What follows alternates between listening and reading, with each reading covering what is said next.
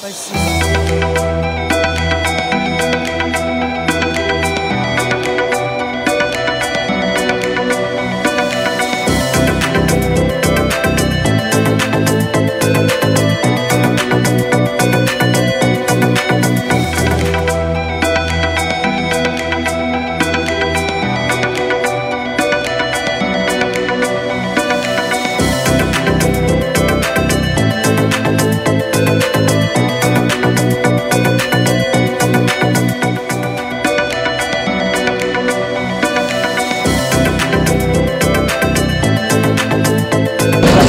तक तो जो यहाँ पे मोहब्बत प्यार और प्रोटेक्शन मिल रही है और मैं बहुत खुश हूँ यहाँ पे and the diplomats from excellency from Germany and Nepal also feel proud and happy to see the atmosphere here.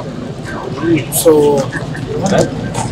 in my view, very soon in future there will be a huge influx of the people here to visit from out of the country. Welcome, बाज़ीरा।